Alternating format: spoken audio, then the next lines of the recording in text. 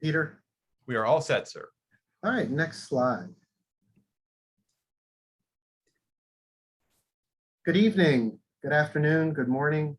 As you can imagine, we have people from all around the world this evening, so I want to make sure that we're inclusive of everybody there.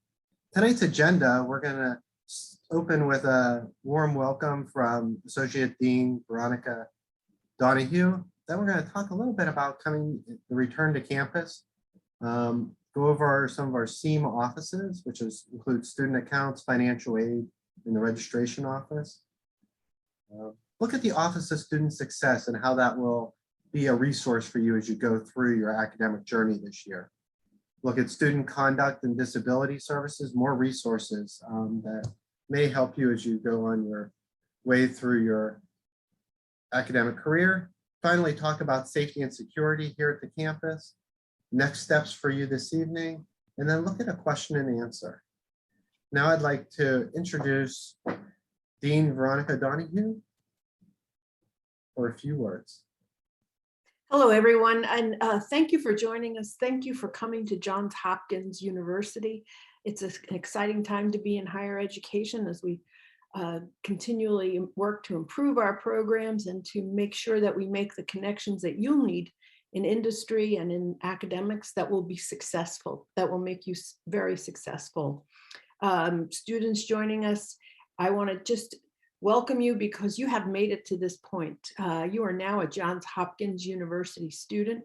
All the hard work is now beginning to pay off, but it's not over. There's a significant amount of work ahead. And so we are really here to provide you with the resources you need to be successful, both academic and student well-being resources. So if I could give you one piece of advice, please, when you're here, make sure that you take advantage of all that we offer you at Johns Hopkins University. You are Hopkins students and you should be engaged in everything out there for graduate students, using all of the technology available to you, all of the various resources available to you to help you on a very successful journey. I look forward to seeing you again and welcome. I think I go back to David. Yes, I'll take us along for a journey for the next several slides. Here's our orientation team.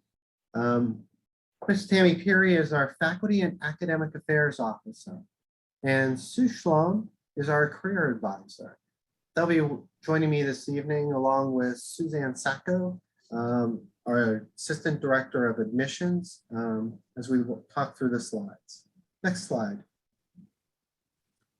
The first slide I want to talk about is returning to campus. Well, many of you will be returning online. Some of us will be coming to campus. And as we all have gone through this journey of COVID for the last over 2 years now, we want to make sure that we keep ourselves safe and make sure that we have the best environment to learn in as possible. Some of these will include students must be fully vaccinated for COVID-19, including a booster, or have an approved exemption, whether it's medical or religious.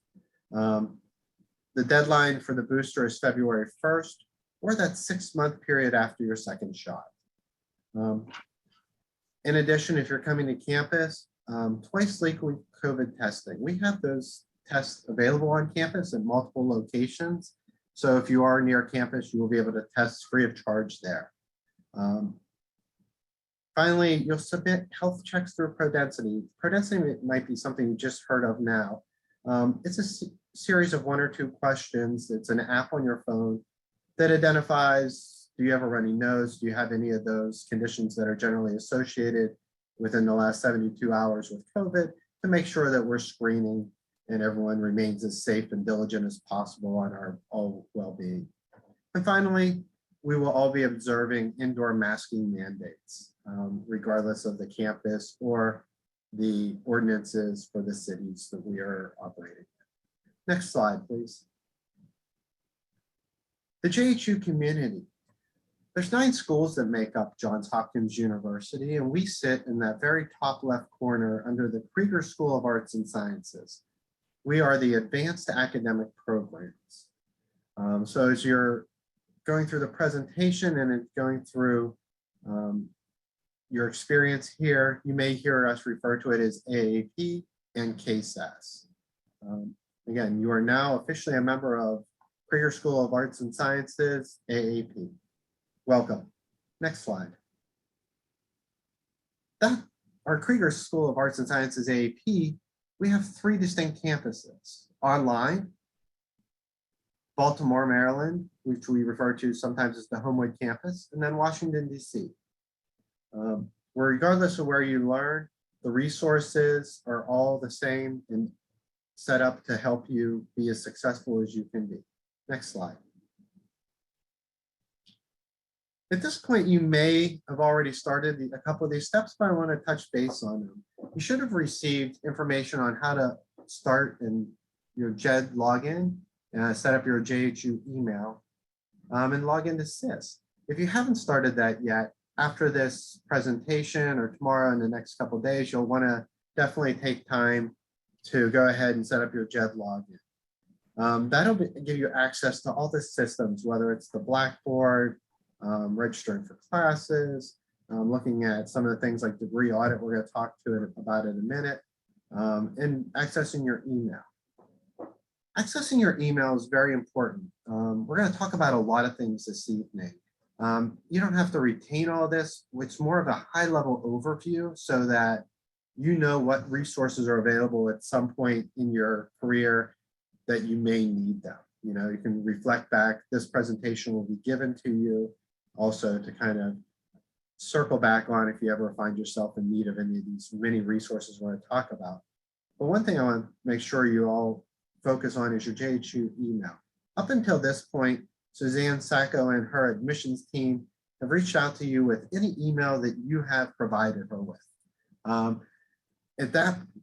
And they would contact you through that. But going forward, all the offices, whether it's financial aid or your professor, student accounts, any of those offices will only contact you through your JHU email address at this point. So make sure you have that something that you look at regularly so you understand what's coming from your faculty. And then also, if it's not a place where you look at it regularly, you can have it forwarded to your phone or to another account. It's an Outlook-based email, so make sure that you're accessing that regularly for the most up-to-date information on all of those points. SIS is our Student Information System. Another one of those acronyms that will become second nature to you as you go through your journey here. SIS allows you to register for classes, view your schedule, look at degree audit, pull up your bill. All of those student self-service based things will be housed in the SIS. And we'll kind of dive deeper into that as we go in the presentation. The next bullet is Blackboard or Canvas. We are currently in Blackboard, but we have 4 classes this year that we are piloting in Canvas. You may have selected one of those and find that yourself are going through a Canvas training versus a Blackboard training, but by next year, we will all be in Canvas starting fall 2022. We're excited about the transition and we'll make it as seamless as possible for everybody. Finally, degree audit. Degree audit is a great resource that we're excited about. It is a check and X-based list of classes and requirements for your degree. So as you earn those check marks on your degree audit, you will see your progress through the degree. Next slide. Excellent. We had talked a little bit about that JH portal, and this is what it's going to look like. When you get to the homepage of the My.JH Portal, you're going to see create an account. Okay, it's like creating an account with any of your websites. It's going to ask you 2 or 3 questions and it make you set up a new password. And once you establish that and you're logged in, you're going to have a blank circle up here in the top right that says your name with a profile. If you click on that, you'll be able to add a picture to your profile. This will be important when we talk about the next slide, and we'll kind of dive into that. Next slide. Yes, that picture that we just put in that My.JH Portal under your profile, that'll be the picture that is used on your J-Card ID, which is your student ID. And you can go, there's a link at the bottom. It's also, that link is right in our website, which is under current students. If you top right of our website, you click on the current students, you can get right to the link to request your J-Card. When you're uploading your picture in the My.JHU, again, it's that top right corner. It'll be the black circle above your name, and you'll be able to upload a picture of yourself there. Two things of note here. One, if you want a picture-based J-Card, or J-Card with your picture on it, we will need to pick that up at our DC campus. We will not mail a picture J-Card. We'll send you a J-Card that looks similar to the one on the screen right now to our online students who won't be using or being able to come pick one up in person. We will send you a J-Card. It just will not be a photo ID. That is institution policy. So thank you for your cooperation with that. Next slide. The bookstore. If you haven't gotten your books yet or looked around to your syllabus, if you haven't had access to those yet, you can go straight to the bookstore, which is bncvirtual.com JHU AAP. See that in the bottom left-hand corner. And you simply select the semester. Then you select the campus site. Maybe you're taking online campus courses. Maybe you're taking some in DC, or maybe in Homewood. So whichever place you're taking your course. Then finally, you'll put in your course ID. And maybe something like 410 if you're in the biotech suite, or 470 if you're in the government suite, 485 if you're an organizational leadership student. Put your course in there, and it'll give you both the textbooks that are required, but also give you any of the additional resources that they may recommend for your class. Very easy to navigate and super user-friendly. Next slide. We have a long history of having a wonderful student population here at AAP, and we have the highest hopes and nothing but expectations that this will continue. And this is all based on mutual respect, integrity, and being cautious and conscientious of our health and safety and welfare of others. As we go through COVID and online learning and wearing masks and all these different challenges that sometimes present themselves to us, we are very appreciative of the professional level with which our students have always and continue to display. So we're excited about that. Next slide. There are some policies and trainings. The student code of conduct, understanding what is and what is not acceptable here. And then also the graduate academic misconduct code. Sometimes you know, there's things that you may or may not understand if they were appropriate. Take a time to read through this and understand what our core values are and how they align with your values. These are, on the right-hand side, they're required trainings. The first one is avoiding plagiarism for online courses. We want to make sure that you're citing your source and giving credit where credit is due. You can absolutely pull information from another source, but you need to appropriately cite it. You'll find many resources here, and it's a great way to keep yourself out of that student code of conduct with being diligent with your citation. The second required training is the Blackboard student orientation. You want to familiarize yourself with Blackboard. That's where we're going to have a lot of your courses, mainly your online and on ground. You'll have resources in there, your syllabi in there, your assignments, you'll be uploading. You want to understand how to navigate that and play around in that a little bit in your first time in, go through and click through each of the buttons so you understand where those resources are at and where you upload your assignments, where you get into discussions. I'm sure many of you have use Blackboard or something similar in your undergraduate education. Some of our other students may have not been exposed to that yet. So take some time and go through that. The orientation will really springboard you forward in your learning curve for that. Title IX and harassment prevention and the opioid epidemic awareness. These are state and mandated trainings for us, and you have till the end of the first semester to complete those. Next slide. The academic catalog. Understanding the requirements for your program and our policies and procedures. The academic catalog is kind of that book of all rules for and procedures for an institution. Johns Hopkins is the same. So in here you will find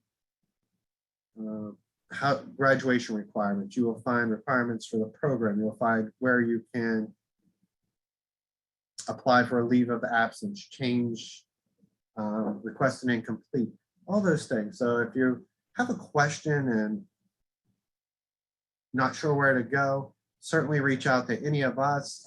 If you just want to dig in a little bit to the academic catalog, you can find this on the website. If you just click the search bar in the top right hand of our advanced.jhu.edu website, type catalog in the search bar, it'll pop up. And again, we are Krieger School of Arts and Sciences, advanced academic programs. Next slide. The academic calendar. This is also available on the website at that advanced.jhu.edu. You can follow the same process except type in calendar. We have a 15-week semester. That's going to start January 24th and end May 14th. For this semester, the last day to add a course is February 4th. The last day to drop a course is February 13th. Big star for your calendar right now. The first day to register for summer courses will be March 21st. The big star was because it's spring break. All right, spring break starts March 21st through the 27th. Give you a breather there to really rally on the back half of your semester. Last day to audit or withdrawal from a course. So whatever reason you decide you need to make a change to how you're proceeding in the course, the last day to do a change to an audit is April 15th. Finally, requesting an incomplete grade. If you fell behind, ran into some issues and were working with your faculty throughout the process, and you decided that an incomplete is the best path for you to get a little bit extra time to catch up, that can be requested between April 16th and May 14th. Next slide.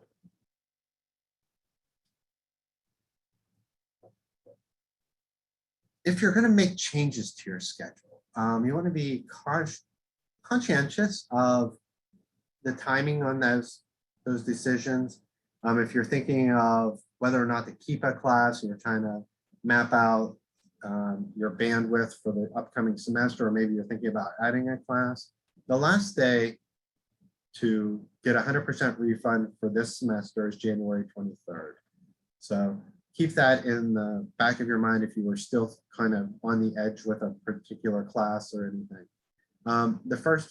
Between the 24th and 30th, you'll get 90% refund, and it goes down from there. 75% refund January through February 6th.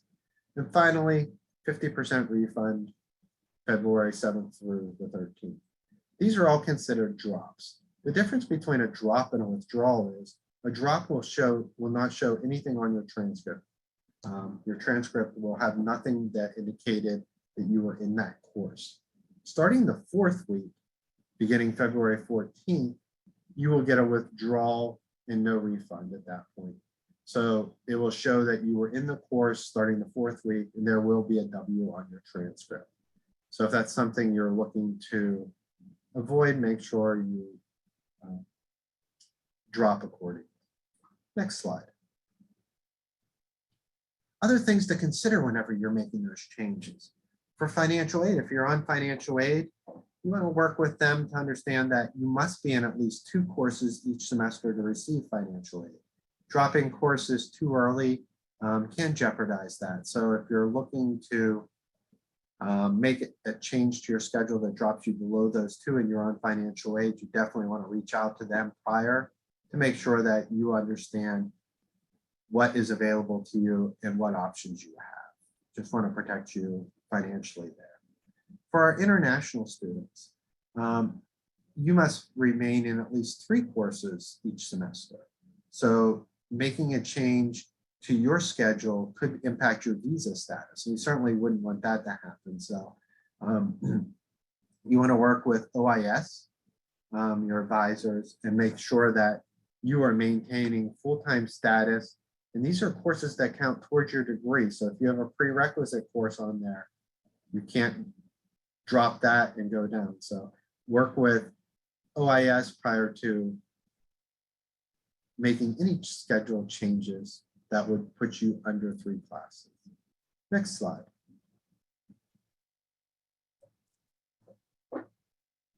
The SEAM enrollment management. This, so far, I've given you a lot of information, and this is a system that's centralized to Johns Hopkins that gives you a lot of answers. All right. What happens is, so you're not trying to figure out where to go, and you're not getting passed through a food chain of different people trying to figure out how to answer your question. Johns Hopkins University implemented the SEAM account management, and they will direct your question accordingly. So if you have a question about your student account status or your financial aid or records and registrations, you'll simply click on the link below, support.sys.jhu. This is linked in several different places within SIS and within the website. But when you submit your question, the first thing it will also do is you'll kind of get to a big picture topic. It'll give you ways to resolve it yourself. And if you still have that question or need to get further clarification, it will direct it to the appropriate body so that your response is expedited and accurate from the best resource. Next slide. I kind of talked through this one already. Again, this is the SEAM forms, how it works. You'll sign in, submit your question, step-by-step instructions, and finally our teams, whichever they are, whoever's the best resource to respond to your question, will get back to you in a timely manner. Next question. Next question. That was good. Next slide. Thank you. The degree audit, I talked about this earlier, and we talked about SIS. This kind of puts them both in the same place. This is your SIS page that you will log into as a student, and you'll see you'll have your class search, your cart if you're starting to schedule classes. You can put classes in ahead of time, and then on the morning of registration, excuse me for 1 second.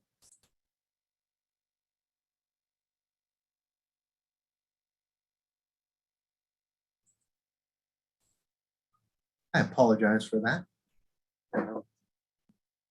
On the morning of the 21st, you can move the courses from your cart and right into online scheduling.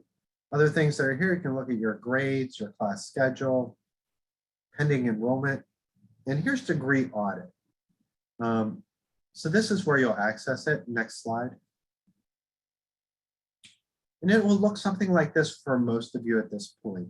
You'll see a course that is registered for and unlikely to see any check marks. But as you progress through and you meet a requirement, you have 4 courses remaining in this requirement, you'll have big green check marks like the one above here, and you'll get less and less of these red X's. Finally, as you progress through, you'll also be able to see things like before taking this course, you should take this course. So it is a great tool to help you supplement your information and your work with your advisor. This is not in place of your advisor. You want to use those 2 things to work together to have the best academic experience. Next slide. Now I'd like to introduce Sue Sloan. She's going to talk about life design here at AAP. Thank you.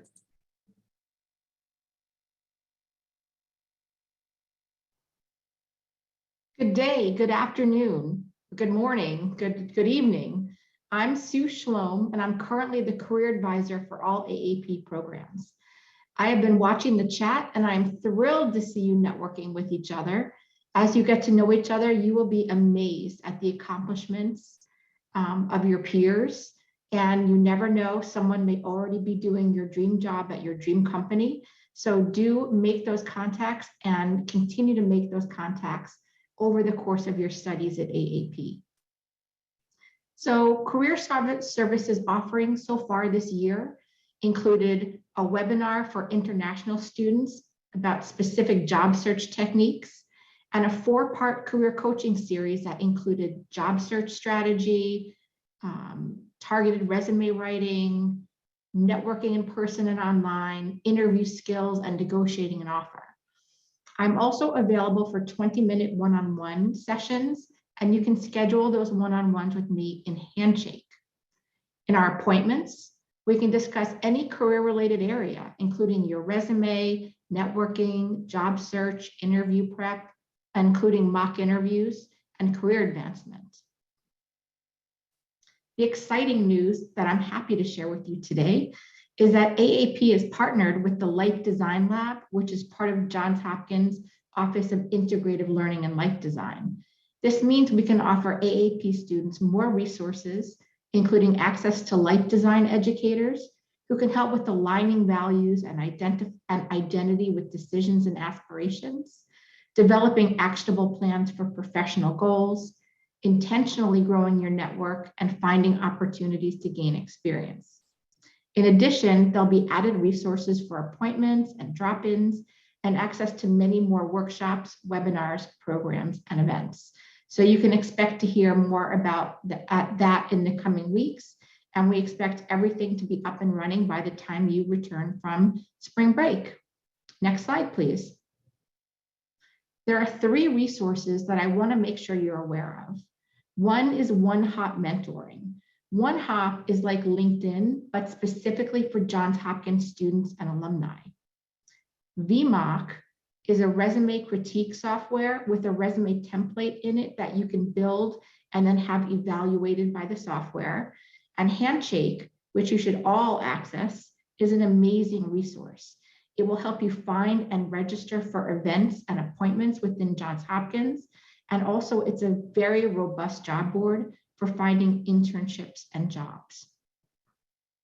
Our next resource is from the Sheridan Libraries, and I'd like to introduce Sharon Morris. Yes, hello everyone. I'm Sharon Morris, and the important thing to take away from this is that you have remote support from a team of librarians to help you get started with your research and to save you time. This page is showing our homepage, and we invite you to visit it because you'll find that it's pretty robust and that you actually have access as a Hopkins student to a world-class library. On the next slide, we have millions of ebooks that will give you immediate access to the material. We have over 3.8 million books. And if you are not in the Baltimore or DC area and you find that you do need physical books, some of those books are available for shipping to your home. You just need to email us to have that request evaluated. You'll find that for your studies, you'll need access to articles. Well, we have scholarly articles in over 900 different databases. And one takeaway from tonight, never pay for articles. If you find you're doing research and you run into a paywall, you're using Google Scholar, don't pay for the articles, give the library a chance to obtain that material for you. And you'll find on our homepage too, we have quick start research guides by discipline. So the programs that you're in, communication, museum studies, environmental science, we have guides arranged by those programs, which will quickly get you started, showing you which databases are the best ones to use for that particular discipline area. Also, we've been told that one frequently asked question, at least for the Baltimore students, is that via our website, You can also reserve rooms for quiet reading and study, and that's if you're in Baltimore. And on the next slide, the service that we really want to promote or make sure you know about is Ask a Librarian. Here we can advise you on research, get you started with relevant resources for your assignments and papers. We can do this with individual help. We have a live chat. It's not 24 hours, but it does have some hours. So you can actually chat with one member, a librarian from our team. You can set up Zoom meetings, you can email us, you can text us. So many different ways that you can reach us. We also offer some evening workshops and online orientations that you will be told about. And so you should really take advantage of those if time permits. So once you get started with your research, we can help you navigate those databases. There are some specialized tools. If you're writing a thesis, there are some really good organizational tools that we want to introduce you to or make sure that you know about. And just remember what we call our 15-minute rule. If you've been searching, starting your research, but you're not finding anything relevant, that's the time to reach out to the librarians. We love helping students. It's our job, and we can save you some time. So I'm going to turn it over to Suzanne.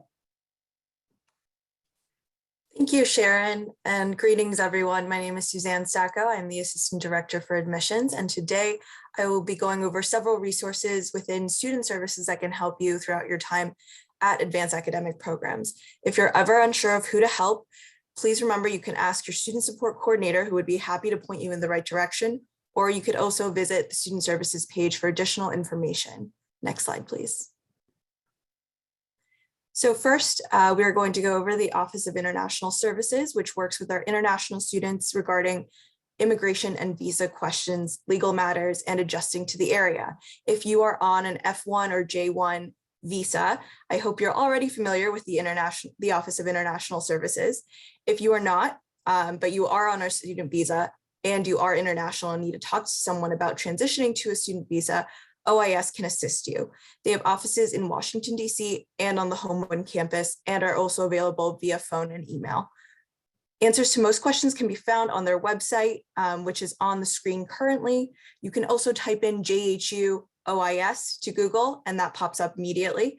Students are encouraged to become familiar with the website, particularly information for F1 students, and you are able to review that prior to emailing or calling with a specific question.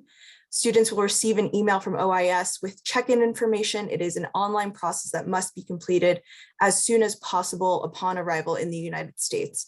As part of the check-in process, students will view an online orientation presentation. Next slide, please. Next, we'll talk a little bit about online learning support. AAP provides technical support to ensure that you are engaging successfully with your online learning experience. Many of you, even though some of you will be taking classes on campus, will also take online classes. If you are going to take an online class, the first step is to log into Blackboard and complete the Blackboard orientation. If you are going to take an online class, the first step is, excuse me, several students had questions about how to use Blackboard. While we will not review that particularly in this orientation, it will all be covered in the Blackboard orientation, which will help you navigate the learning management system. And as you've heard before, we will be transitioning to Canvas soon, which will have its own orientation, which if you are in any of the pilot courses this semester, you will be a part of. However, by next fall, we will all be on Canvas. It is important to note that we have a 24-hour helpline available via chat or telephone on Blackboard with any issues you may run into. We strongly encourage you to bookmark this support page before your classes start. You can also submit via the IT portal support form. There's also a Blackboard resources page that have additional solutions for anything you might be dealing with. For questions about your JET ID, your password, accessing JHU's online library, and your email account, please contact IT at Johns Hopkins Support Center. Next slide, please. Next, I would like to introduce you to our writing and tutoring resources. Many AAP students are either coming back to school after completing an undergraduate degree many years ago or starting their first academic program here in the United States. For all of our students who need additional writing, you can very easily access this in order to better transition into graduate school. To support your writing, we have two options for tutoring, both virtual. You can access tutor.com through Blackboard, which is 24/7. And once in the system, you have the option of dropping in on a tutor for a live session, or you can schedule an appointment for any upcoming days, or just drop off your paper for feedback. All options are free. Or you could email the Johns Hopkins University Writing Center at the Homewood campus to schedule a remote appointment via Zoom or over the phone. Normally, we do have in-person appointments. However, we are now doing that all virtually. Next slide, please. And now, well-being at Johns Hopkins University. We have the access to health and well-being resources even virtually. So if you visit the Wellbeing at Johns Hopkins University page, you can search for a myriad of resources based on the 8 dimensions of wellness listed here. So that's physical, emotional, mental, social, sexual, spiritual, financial, professional, and environmental. So please know that these are all available for you, even online. Next slide, please. On the resources page, you can search for AAP specifically for all of our resources with our contact information, which is highlighted here. So we do make it very easy for you to filter out exactly what you can look for. Next slide, please. One of our favorite resources to talk about is JSAP. Starting graduate school or any new venture can be very stressful. So we really want to make sure that you all have the chance to be as successful as possible. It is important that while you're investing in your education, you're also looking out for your well-being. And this is where JSAP comes in handy. JSAP is free, confidential counseling services available to all AAP students, whether you're in DC, Baltimore, or online. And JSAP clinicians can work with you on topics ranging from work-life balance to more serious mental health concerns. I encourage you to take down their number, as they are a very important resource to know and familiarize yourself with. And if you find yourself in crisis or feel overwhelmed and need someone to talk to, please go ahead and give them a call. They are available 24 hours a day, 7 days a week. Our hope is that together, all of these resources will help facilitate your success. And please remember to take advantage of them, whether it's by picking up the phone and calling them or accessing them online. Next slide, please. Next, we will also focus on identity development at AAP. 4 of our most popular student groups can be seen here and are open to graduate student engagement and involvement. You should also check in with your individual programs, as they oftentimes have their own student programming. So definitely feel free to ask your program directors about that. And we are actually working on creating even more student groups this year. So just keep an eye on your email for that. Next slide, please. Next, we will be talking about student disability services. We are very committed to providing reasonable and appropriate accommodations for students with disabilities. AAP has recently launched a new accommodation platform called Accommodate. This platform will be used to submit accommodation registration forms, access your accommodation letter, submit documentation, renew requests, and much more. Here are a few common accommodations that are seen in online learning environment, such as extended time on exams and quizzes, alternate format, such as electronic textbooks, closed caption videos, occasional extensions, etc. And I will talk about how to register on the next slide. So in order to use Accommodate, you will have to register online. You must request officially through our student disability services. And to do that, you will complete the registration process, upload the appropriate documentation from your medical provider through Accommodate. The AAP website outlines how to access Accommodate, how to register for the accommodations, and what documentation will be necessary. The next step is to have an intake interview with the Student Disability Services specialist. The specialist will reach out to you based on your schedule and interview you. Once your accommodations are approved, you will receive a letter stating your accommodation. It is the responsibility of the student to provide this letter to their instructors. We recommend sending this within the first week of classes and having a conversation about what those accommodations look like in those courses. For the semesters following, accommodations must be requested at the start of each term through Accommodate. We encourage students to register with the Student Disability Services group before they begin classes. However, you can register at any point. Be aware, though, accommodations are not retroactive, so we highly encourage you to be on top of this sooner rather than later. And the information, their contact info is on this slide. Next slide, please. Oh, actually, I will be turning things over to David, and security. Thank you, Suzanne. Safety and security. We're nearing the end, only a couple more slides left, and thank you all for being so active in the chat with everyone, and lots of great questions that we're going to hit here in a couple minutes. Safety and security. Life's Safe app, you'll be able to access this right through the Johns Hopkins link below.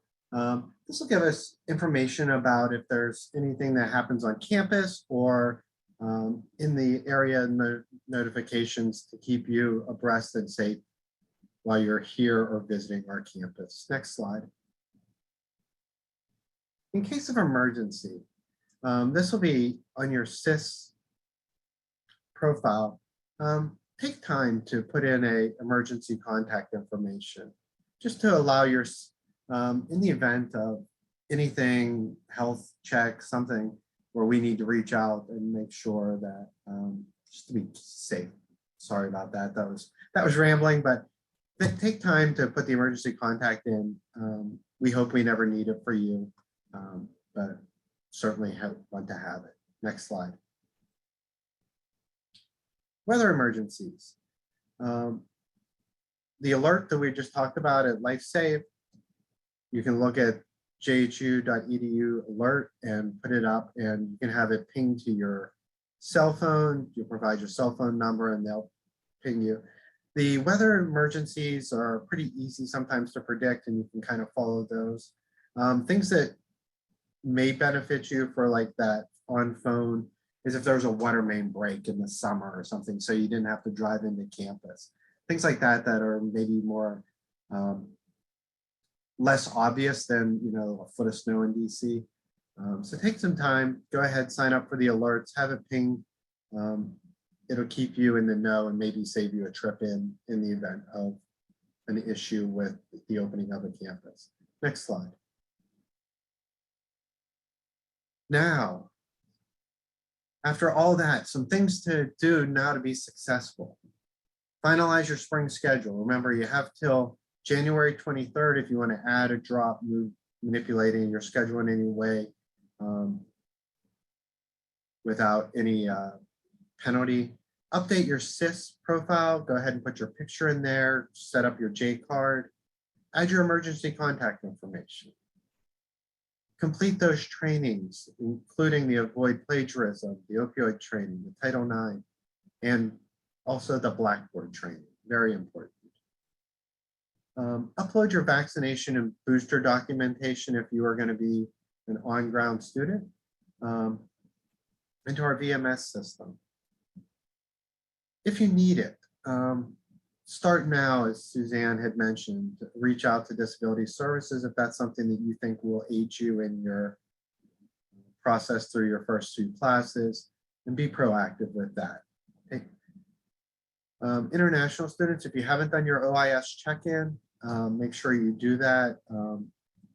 Get all your steps in place with them. If you have any questions, reach out to OIS directly. Log into Degree Audit. Just familiarize yourself with the technology and the resource so that it can aid you as you go through your program. Finally, connect with your advisor. If your program has one of the breakout sessions tonight, great, that'll be a first step. If not, go ahead and reach out through email. There may be other ways for you all to connect. And finally, most importantly, ask questions. We are all here at Johns Hopkins, regardless of school, department, any area, to help you. We want you to be successful. And if there's something that you need or don't understand, please take the time to reach out to us. We're here to assist you. Next slide.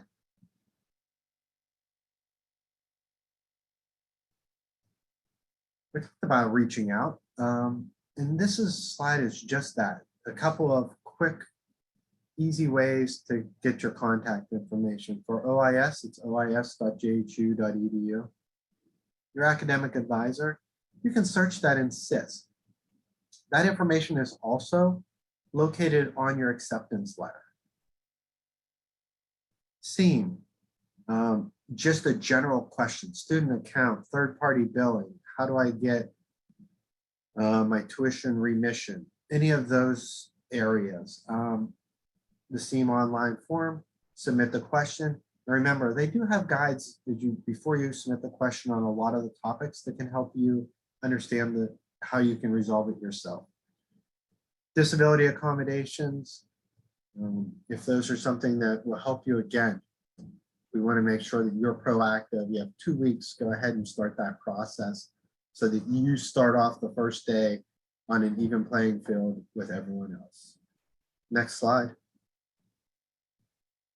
Finally, remember to check the academic calendar, look at program deadlines, manage your time, be proactive in connecting with resources that are available to you, review Blackboard/Canvas notifications, and finally, check your JHU email daily, mainly those first couple of weeks of class. Make sure you're in the know on everything that's happening, both administratively and within your class. Next slide.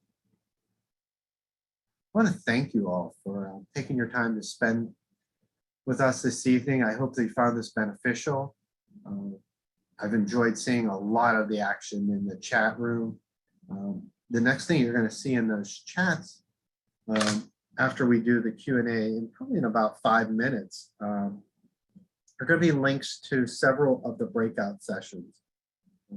Again, I don't believe all of this have them, but your PDs will reach out to you if they were not able to have a breakout session this evening.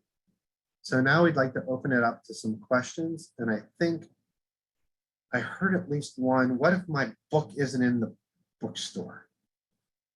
There's 2 things that you can try there. The first is your faculty may not have required a textbook for your course.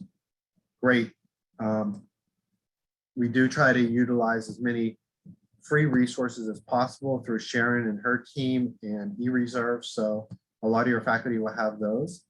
The second part is, if we look at the bookstore, when you're submitting your class number, it isn't a hard formatted thing. So if your class number is 410, you may have to, if your faculty put in AS, which is Arts and Sciences for us, remember that CASAS, try AS.410. You'll see that different classes pop up. Sorry about that inconsistency there, but that may help you resolve that. The other thing is make sure that you're clicking on the correct location, online, Homewood for Baltimore. The Homewood off campus would be our film and media students, and then DC. So I hope that helps you with that. Other questions from the chat that have not yet been addressed? I will be coming in on the 29th to start my offline campus courses. Offline, I'm assuming you mean you're coming in to start your on-ground courses. Yes, that is fine. Hopefully you can make your first course. Again, add drop goes through February 4th. So there is that first week or 10 days to change courses. You will be accommodated to help you make sure that you're caught up if you did miss something. Panelists, anything else that I'm missing in the questions and answers, or that I can address verbally, or we're good? I'm still waiting for a class. Is there hope? There is hope. We are constantly addressing wait lists. Don't give up hope yet. Our faculty and our program directors that you will speak with here shortly will reinforce that we are constantly trying to add classes, up caps, making sure that we accommodate you as best that we can. We can't get you in the class that we want or that you want this semester. We will give you a good alternative. And that March 21st summer registration, you'll be first in line there, I'm sure, to get in that class. The presentation will be viewable again. We've recorded it this evening, so that you will have. How many students are admitted to AP each semester? This semester, just a little over 750. I don't think we hit 800 yet. Somewhere between, fall is our biggest by far, well over 1,000. We annually unique headcount, we have over 6,000 students in AAP. It's a massive,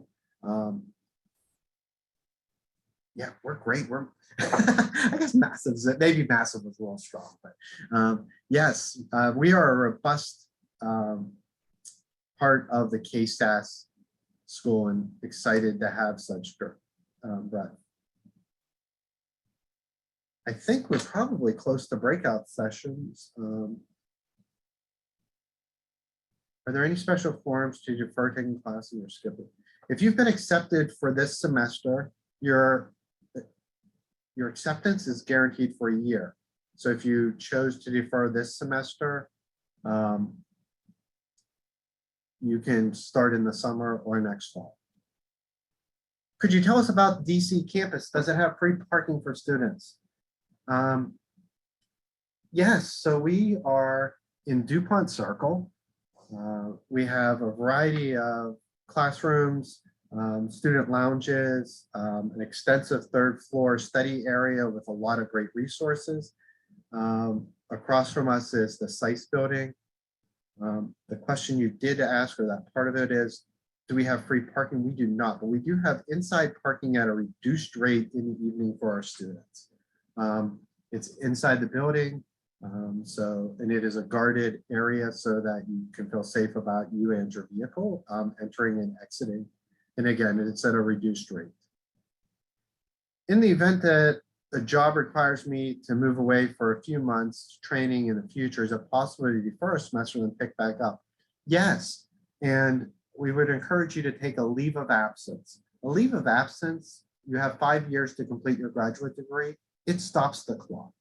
So if that ever becomes, you get the opportunity to have to grow professionally and need to step away from us for a bit, work with your advisor on submitting the leave of absence documentation and your expectation to come back. When do we expect field courses abroad to resume? We are as in the dark as you are. We are all hopeful that this is nearing the end. However, we will keep updating everyone, and it's a fluid point with the COVID. So our number one point, or number one goal, is to make sure that our students are safe. So when we get to that point and we feel that we can operate those safely, we'll be at that. Those will resume. Sorry about that. Yes, Mario asked the question, I have a class that only meets once a week on Mondays. One of those slides says we have to test twice weekly. That is true. That is correct. We offer testing here, but you can test anywhere and upload it through My.JH or through the VMS and in the Pro Density app. But it is testing twice a week for on-campus students at this time. Yes, rapid tests do count. It does not have to be a PCR. covidinfo.jhu.edu. Those questions regarding COVID testing for graduates, times, areas, places where you can test. In DC, it's right across the street, the SICE building. That'll be the best resource. Several different questions on the COVID testings. And I am going to, at this point, turn it over to Peter to learn about how we get to our breakout rooms. Thank you very much, David. I have posted the links in the chat to all of the breakout sessions. And so many of them are occurring this evening. The majority of them are occurring this evening at 7 p.m. There is a question from Susan Winchell. For some of the sessions that were held earlier, the breakouts were held earlier in the day.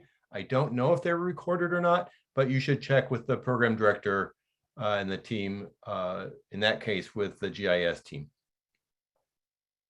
And I can quickly, like I said, the links were posted in the chat, and I can, if you just scroll back up, you can find they're listed in there. And like I said, the majority of them are starting this evening at 7 p.m.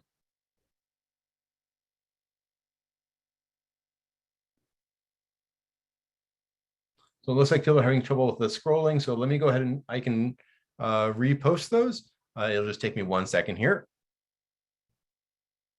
Alrighty, so I'm going to go ahead and start reposting all of the breakout sessions into the chat again. So this will just take me a few minutes here, and I'll drop them all in. As I said, if you don't see one of your program's chats, like I said, I think I've covered everybody in these. I would just recommend following up with the program directors or the program coordinators in your specific program. And those are all of the breakout sessions that are going on this evening. And if anyone has any, like I said, if you have any questions, feel free to ask in the chat. I know many of the programs are having theirs tonight.